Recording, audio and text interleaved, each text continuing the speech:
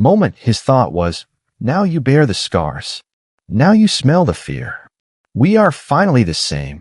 The whole process is a classic case of trauma reenactment plus desensitization loop.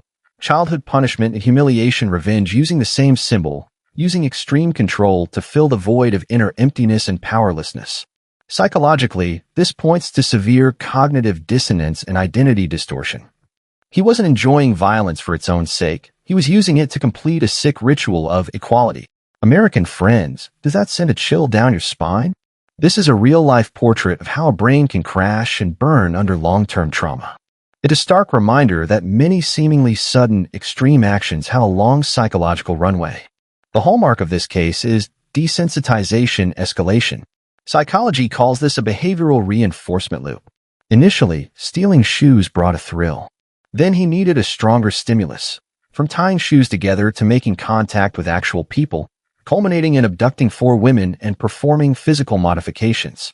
It's similar to how a high-pressure programmer in Silicon Valley might go from occasionally binge-watching shows to escape reality, to seeking out more and more extreme stimuli.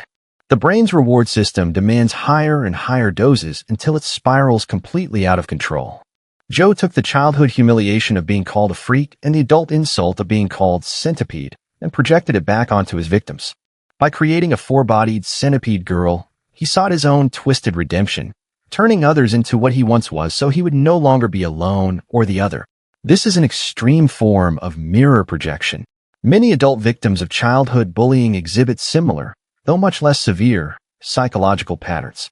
The difference is that most people find healthy outlets, while Joe chose destruction. Police tracked Joe down using surveillance footage, the shoes in the trash, and the clues in the basement. Families of the victims later described how the last missing girl had mentioned, "The janitor fixed my shoe again today. It felt a little weird." These details remind us once more, intuition is often the most accurate early warning system. Psychology tells us that any fetish behavior that begins to involve secrecy, compulsion, and escalation warrants serious concern, especially when the individual shows clear signs of childhood trauma. Early intervention is crucial. For the average person, learning to recognize patterns of behavior that feel overly helpful yet uncomfortable is the first step. Now let's get to the practical part. Here are 5 actionable tips. Treat these like your weekly gym workout for the mind. Practice them daily to significantly strengthen your psychological safety perimeter. 1. Red flag number 1. Watch for the overhelp pattern. If someone is constantly volunteering to handle your shoes, clothes, or personal items, but their eyes seem shifty or their enthusiasm seems off, raise your guard immediately. Just like on Black Friday, don't ignore that weird vibe just because something seems like a bargain. 2. Red flag number 2. Trust your gut. Stop gaslighting yourself. Your brain will often try to talk you out of it. "He's just pitiful," or "it's probably nothing." Ask yourself this: if this were happening to my best friend, would I tell her to move out or call the cops? Use this best friend test to break through your own cognitive bias. 3. Red flag number 3. Log the anomalies. Missing shoes, strange looks, repeatedly showing up where you are. Document any recurring anomaly with time and details. Don't wait for it to escalate past the point of no return. It's like seeing brake lights ahead on the 101 freeway. You change lanes before you hit the wreck. 4. Mental boundary gym workout. Practice saying a clear no every day and stand your ground on your comfort zone. Just like doing core exercises at the gym, your psychological boundaries will grow stronger with consistent practice. 5. Build a support network. Maintain open communication with roommates and friends. Share anything that makes you uncomfortable immediately. Isolation is a breeding ground for danger. Connection is the best protection. 6. Reality check habit. Whenever you catch yourself making excuses for suspicious behavior, stop and ask, is this a fact, or is my brain rationalizing? This habit is incredibly effective at stopping small problems from snowballing into disasters. If you were living in a college dorm and noticed shoes going missing, or encountered a janitor who seemed obsessed with staring at people's footwear, what would you do? Drop a comment and let's discuss how to turn today's psychology lesson into real-world action. This case shows us the terrifying path a human brain can take under the combined forces of trauma, humiliation, and the need for control. But it also reminds us that each of us has the power to protect ourselves and those around us by learning psychology and establishing healthy boundaries. Guard your mental boundaries the way you guard your gains at the gym. Stay consistent, and you'll grow stronger and safer. Thanks for watching this video. If you found this valuable, please like, subscribe, and hit the notification bell. We'll see you in the next one for more deep dives into the psychology behind true crime and self-improvement. Stay safe, stay aware, and take care of your mind. Hey, brothers and sisters in the US, close your eyes and imagine this scene. You're just an ordinary girl at the University of California, living in the women's dorm. You wake up in the morning, ready for class, only to find your favorite Nike running shoes are gone. You figure your roommate borrowed them, or maybe you just misplaced them. But then the next day, and the day after that, more and more shoes vanish. Nikes, UGGs, Adidas. Everyone starts venting in the group chat. Who's playing this stupid prank?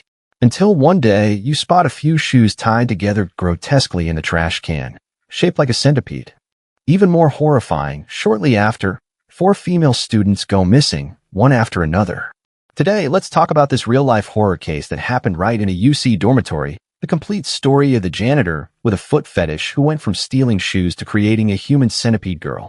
We're not just going over the facts, we're diving deep into a psychological dissection of what was going on inside his brain, and more importantly, how ordinary American women can use this knowledge of psychology to protect themselves.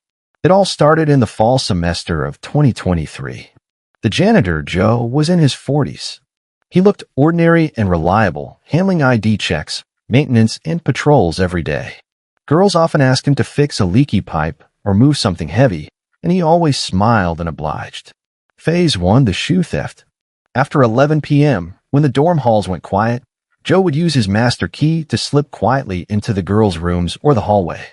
He'd select freshly worn shoes, stuff them into his patrol bag, and bring them back to the basement. He cataloged them, cleaned them, smelled them.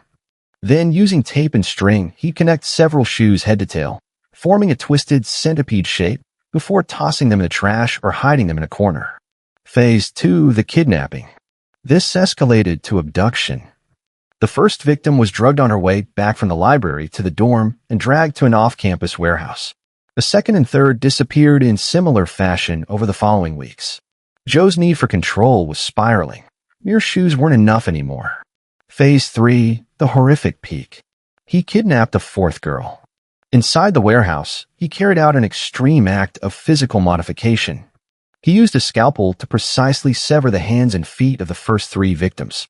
Then, with a large needle and thick thread, he sewed those limbs onto the 4th victim's body, forcibly creating a complete, living human centipede girl.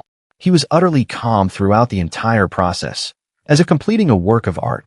With every cut of the blade and every pass of the needle, he repeated in his mind, "Now you carry scars too. Now you smell the fear. We are finally equals." After finishing his project, he hid it in the corner of the warehouse and went right back to his patrol duties, as if nothing had happened. When police later discovered the scene in that warehouse, everyone was stunned. When Joe was arrested, the basement revealed a collection of hundreds of numbered shoes, each set arranged in the shape of a centipede. First, we need to understand that having a foot fetish in itself is not a crime. It's a common form of paraphilia where the brain links feet or shoes to sexual arousal. But when combined with childhood trauma, it can spiral down a dangerous path. Psychologically, this is called conditioned association. Just like many people link the sweet coffee at Starbucks to stress relief, Joe linked the smell of shoes to a secret sense of pleasure from a very young age. The difference is, his association was deeply mixed with humiliation and pain. Now let's step inside Joe's brain. This is the most chilling part of the entire case. It goes back to his childhood. Even as a young boy, Joe had an unusual interest in other people's shoes.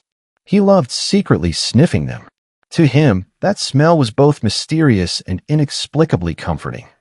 Until one day, he got caught. He was brutally beaten and left with that permanent, centipede-shaped scar on his arm. From that moment on, the scent of shoes became inextricably linked in his mind to the deepest humiliation, pain, fear, and secret pleasure of his life. Fast forward to adulthood. He's a janitor at a women's college dorm. As he patrols and watches girls walk by in flip-flops or sneakers, the first thought in his head is, just a smell, like when I was a kid. But no one can hit me now. When the students gave him the nickname Centipede, it was like that old scar had been torn open fresh. He looked calm on the surface, but inside he was screaming, "You should taste what it's like to become the centipede." The moment he stole the shoes and bound them into that insect shape, he felt a massive rush of control. These shoes wouldn't laugh at him, beat him, or leave him. He controlled them completely. They belonged to him forever. Just like someone stuck in gridlock on the 101 freeway, fantasizing about linking all the cars into a dragon to vent their frustration, Joe made centipedes from shoes to reclaim his sense of power. When shoes alone couldn't satisfy that need anymore, his cognitive distortions kicked into overdrive. His brain started feeding him lies. The girls actually want to be part of me. They want my attention. They want to be extensions of my centipede. This rationalization mechanism desensitized him step by step. First, kidnapping the first girl, then the second and third. On the night of the final act, he kidnapped the fourth girl and carried out the ultimate modification in the warehouse, severing limbs and sewing them onto the fourth victim to create a perfect centipede. In his mind, every cut and stitch wasn't murder. It was reconstruction. He was turning the four victims into one perfect centipede, thinking, now everyone is equal. I'm not the freak who got beaten. I'm not the centipede they laughed at. In that